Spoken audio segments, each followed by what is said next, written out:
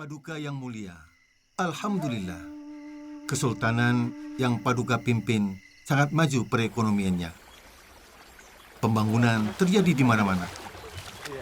Pengajaran Islam maju pesat. Mengaji dan membaca tulis Arab Melayu semakin membumi. Rakyat Banjar semakin mengenal tentang tauhid dan fikih. Pengajaran ilmu nahwu dan sorof yang diajarkan guru-guru dalam bahasa Arab memudahkan santri-santri bisa membaca dan memahami kitab-kitab berbahasa Arab, insya Allah. Dari pesantren kampung dalam pagar ini, bermunculan para mubaligh, ulama, guru agama, serta orang alim. Insya Allah.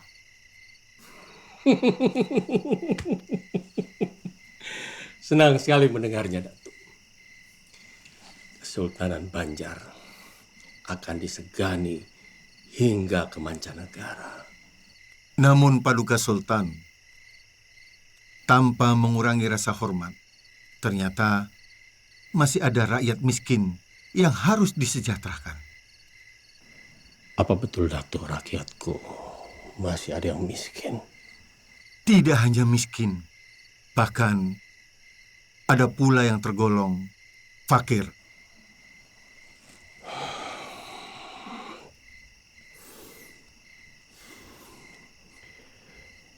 Kemiskinan adalah cermin dari kegagalan suatu negeri.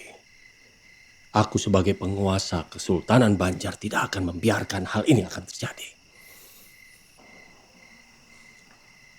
Anugerah amanah dari Allah sebagai Khalifah Kesultanan, maka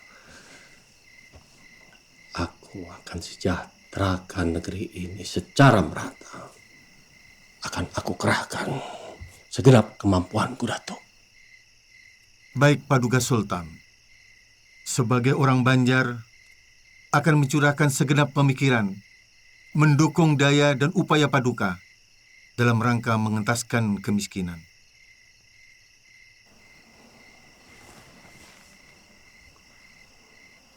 Datuk punya saran. Rakyat fakir miskin, untuk yang masih kuat mencari nafkah, kita beri kail yang mulia. Sedangkan yang tidak mampu bekerja, seperti orang lumpuh, buta, jompo, diberikan bantuan yang sifatnya rutin, sehingga kebutuhan mereka tercukupi dan layak.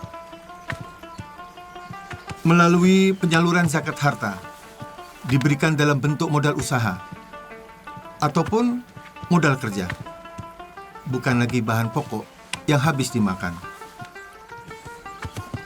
Sebuah terobosan yang bijak dan tepat guna, Datuk.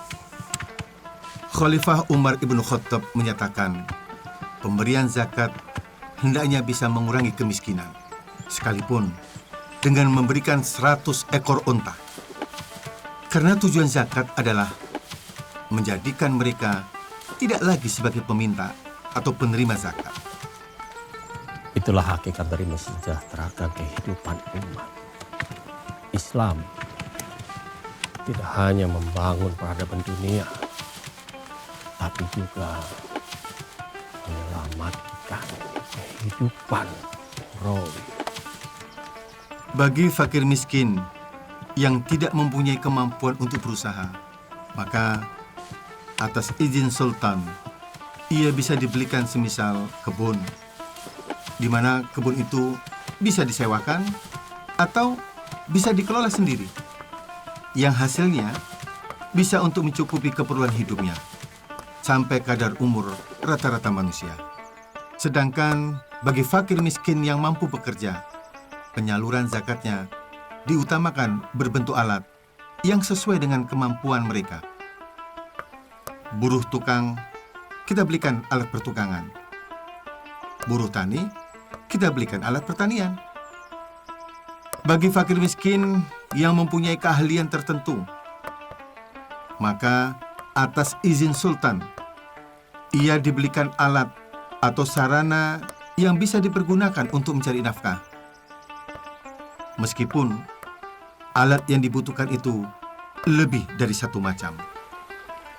maka ia bisa dibelikan semisal kebun untuk menutupi kekurangannya. Kurang lebih seperti itulah Paduka Sultan. Bagi fakir miskin yang mempunyai keterampilan berdagang, maka ia diberi modal sesuai dengan keperluannya, meskipun itu banyak. Jika hasil dari usahanya itu belum cukupi, maka ia boleh menerima zakat lagi. Baik, Datuk.